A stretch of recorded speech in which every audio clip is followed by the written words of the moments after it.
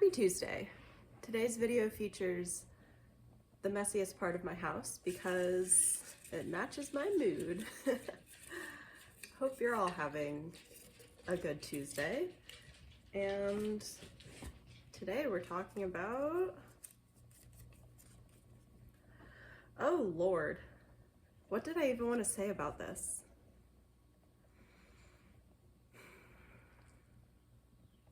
Okay, I think I remember.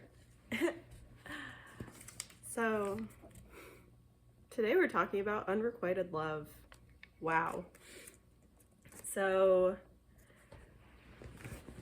this is probably one of the biggest paradigm shifts I've ever had in my life. Maybe not, well, definitely one of the biggest, but it was notable in how suddenly and completely this paradigm shifted for me. So essentially for a really, really long time, but most notably during a period of time where I had somebody in my life who I had strong feelings for that I was pretty sure were not returned, I had this assumption, this belief that having somebody express feelings for you that you did not return would be a bad, unpleasant experience, that it would cause guilt and feelings of obligation and maybe like awkwardness and potentially even like ruin a friendship if there was an existing friendship. And it was almost like a completely unquestioned assumption. Like, it seemed so self-evident to me that I did not even stop once to question whether this was actually true. And it kind of governed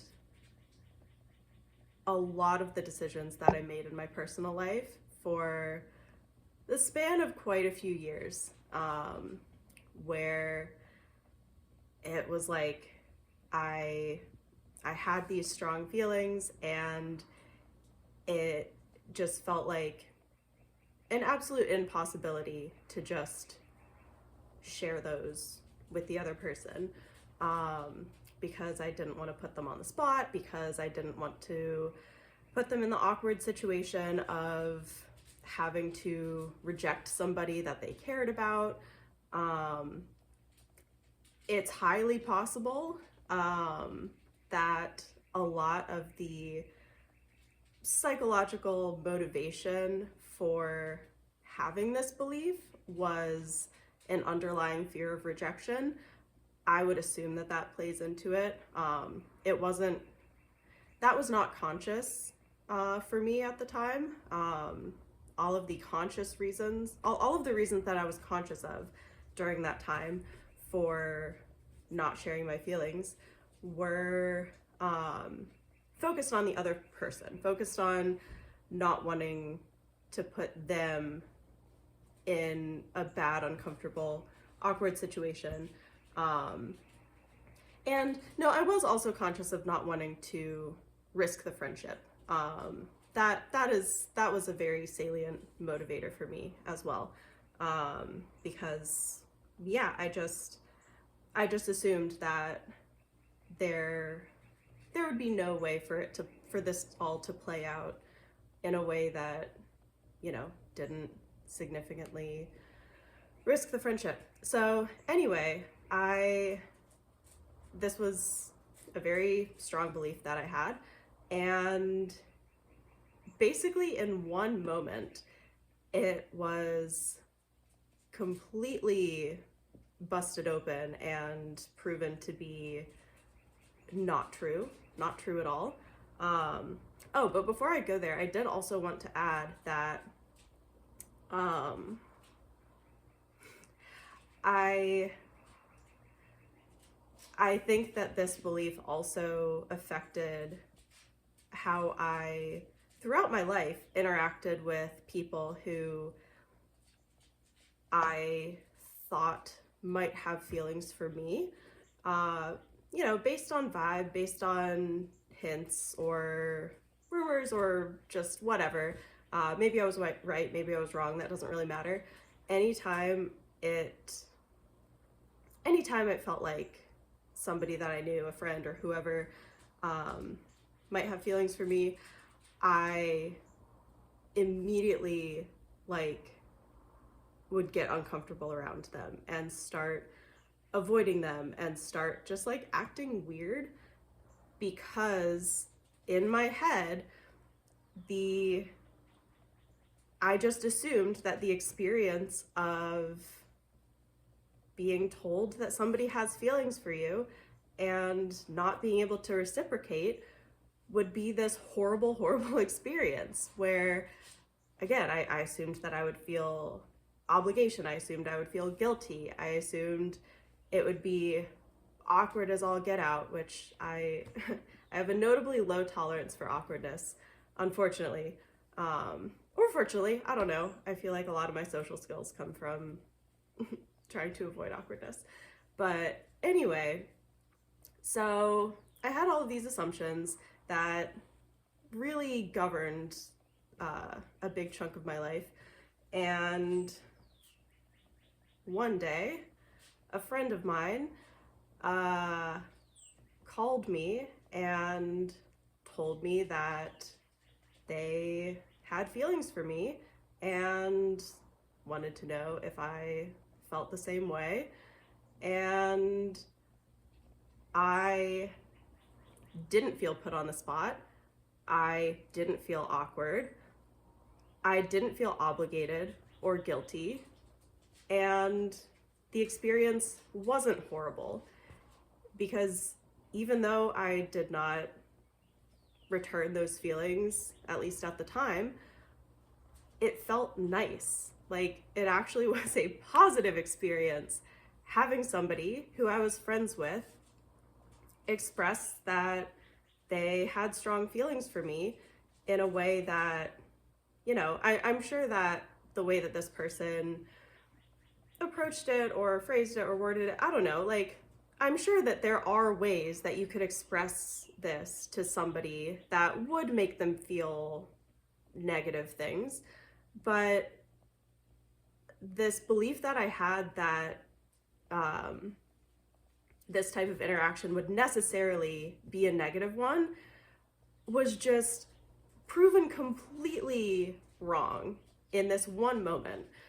It was like I remember getting off the phone and feeling like just this enormous, colossal shift in my brain taking place. Like it just made me rethink absolutely everything, every decision that I had ever made about how I had handled my own feelings in past friendships and assumptions that I had made that just governed how I ran my interpersonal life. And I think it's rare to have really deep-seated beliefs totally overthrown like instantaneously like that. And I think that comes down to the emotionality of it. Like, most of our beliefs, by the time they become beliefs, they are held emotionally. They're kind of governed by emotions. Like, they're not governed by us having to intellectually think through it. So the fact that this experience for me had a strong emotional component, like, it wasn't just somebody telling me that this happened to them and they felt a certain way. I experienced it. Like, I experienced having the exact type of interaction that I had always feared, with somebody telling me that they had feelings for me that I didn't reciprocate.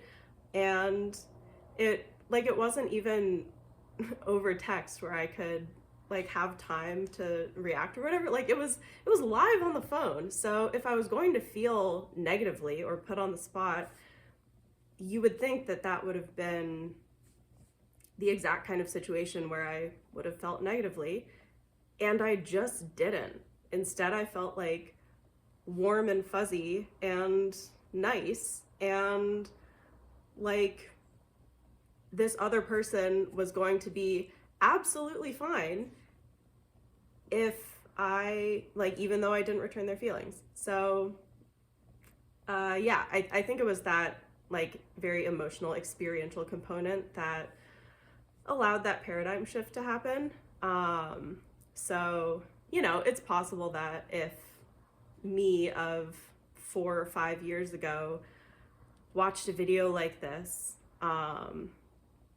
maybe I would have just like reasoned my way out of it, or just some other way, like, you know, put on my blinders or let it like bounce off me and fall away.